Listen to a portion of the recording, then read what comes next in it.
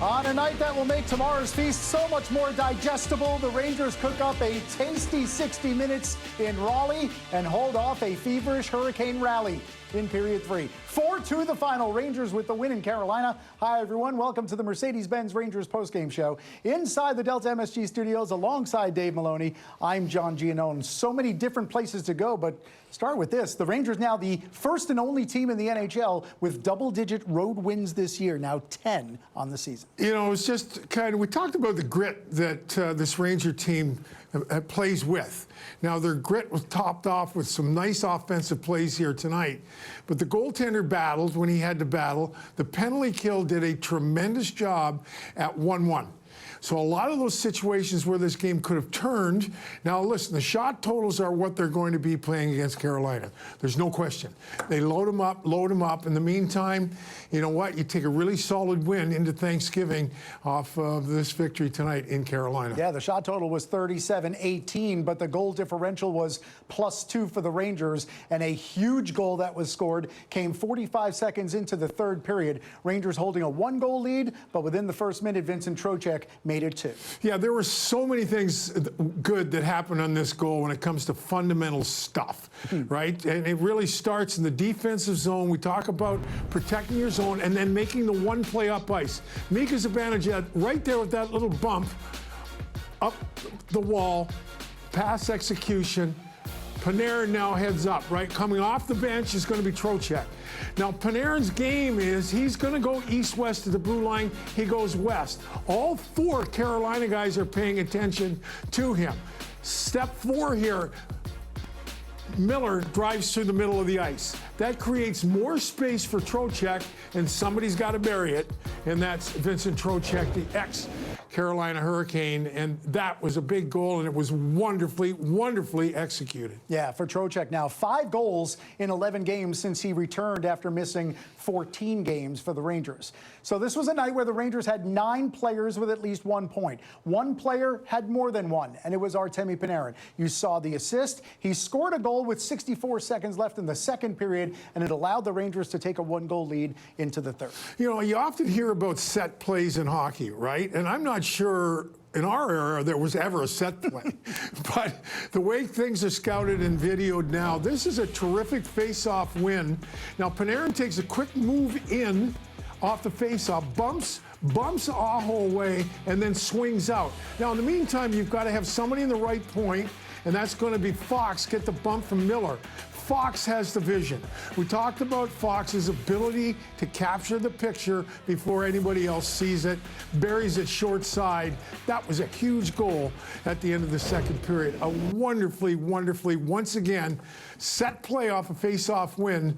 And Artemi Panarin, who had not been overly visible to that point, but it doesn't matter. You get yourself a goal, a couple of goals, assists, and your hockey team wins. Yeah, you described it as a wonderful night. Wonderful job there by Joe Beankowski with the spotlights and the spot shadows and the targets to really kind of take you inside how those 2 goals were scored. At the other end of the ice, Igor Shesterkin stood up and did the job tonight. He gets another win, second straight for him. 5 wins now in his last 7, and he was called upon when needed and got a little bit of luck from 3 posts as well. Well, there's no question. And you would never, ever apologize for a goaltender stealing a hockey game because the Rangers, simply put, early in the season were victimized by opponents' goaltending.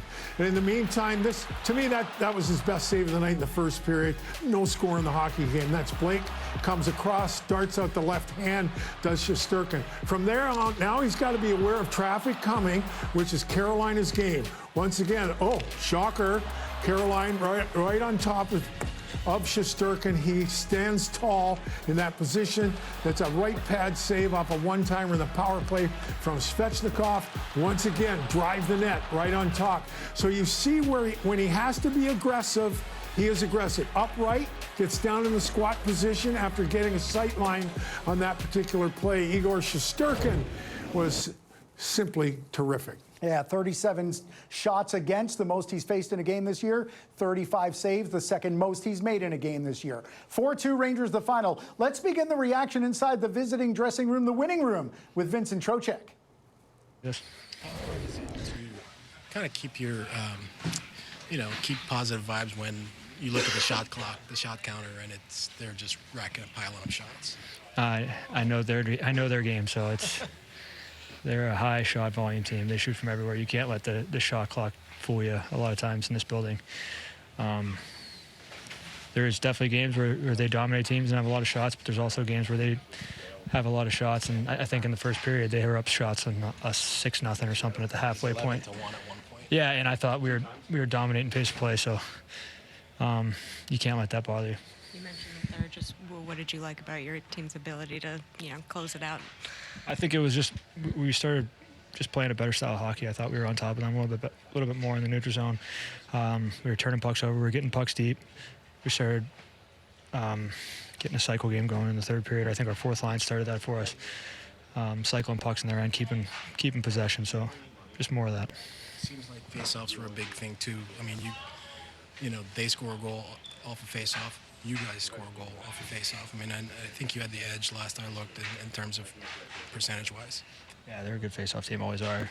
Roddy's good coach for that style of hockey and that part of the game, but. I'm biased, but I think faceoffs are always a pretty big part of the game. Did you like the way you played below the goal line in terms of creating offense down low? Yeah, I think more so in the third period than in the second and first, but so I was telling Molly, just if we can continue to grind teams down a little bit more and get that forecheck game going, it just takes the wind out of their sails a little bit more.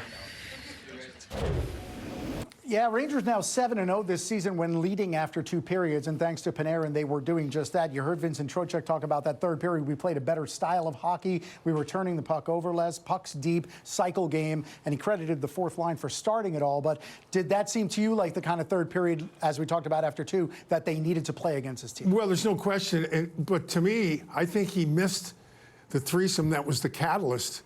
And that was the lava line all night long. They were quick, they were on top of Carolina, and that kind of energy seemed to galvanize into the third period. There's no question there was an important shift from the Carrick line, but all night long, that lava line was terrific in the offensive zone. They were quick, they were hard on pucks, and that allows them, it's like body punches, that allows a little more open ice for your skilled players, right? So I really do credit the lava line with a terrific night also. Well, JT Miller had an assist on the goal by Panarin that made it 2-1. Let's hear from the captain of the Rangers after the win. Now it's the second win in a row, obviously. People were talking about getting back to the way you were playing earlier in the season. Do you feel like you were able to do that these last 2 games? I wasn't part of the Blues game, but I know the guys played a really nice game. Like, it was really detailed and played hard. It's funny when like today, I don't think we were at our best, but we found a way to win, and I thought our third was our best period. It's funny, you go out through the first 15 games of the year, how many games we thought we should have won, how they this is one of those that hopefully can help even some of those out. It's a really good team. They play right in your face on top of you, and it's no surprise they've done it for so long. And I think they played a little quicker than us, for the majority of the game, but I thought in the third we started to play behind them and held on to pucks and, had our best period. And then when we did have some breakdowns, Shesty played unreal. So, that was it.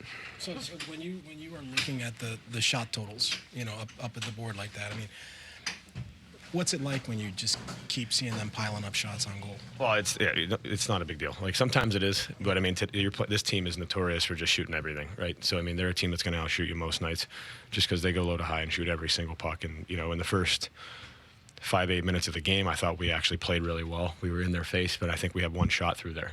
Nothing really hit the net. So don't get lost in that. Sometimes, I feel like you can overthink the shots, especially a team like this. Like I said, is just putting every single thing at the net. But we can't worry about that. I thought we could do a little better job of playing faster. But that being said, that's a good hockey team. They were on top of us for most of the night, but we found a way to dig in the third and stepped up and got it done, which all that matters. We're not going to get a chance to talk to Artemi, but what do you think of his performance tonight? Made some plays. Obviously, it's a big goal at the end of the second. On the road, having that lead going in, it gives you all that little bit more confidence. Especially, like I said, but I don't think we had our best. And then in the third, that's a big-time play. I think he had 2 or 3 guys on him, and that's what he's capable of.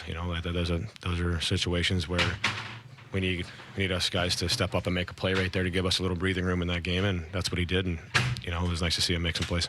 Where did you find the door open for you in the third period to take control of the game?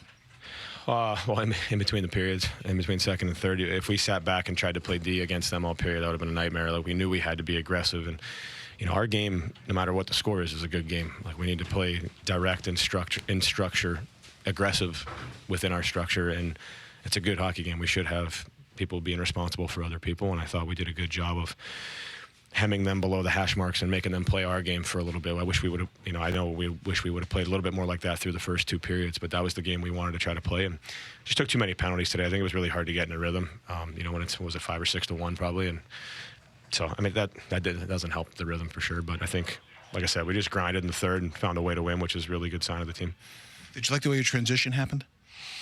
Yeah, that's just part of it. It's like they're trying to do the same thing to us. It's who can get it up quicker and get behind them quicker. Like, if you play slow and they're just on top of you, they're going to, both teams are trying to do the same thing. So I thought it was better in the third. Okay, thanks.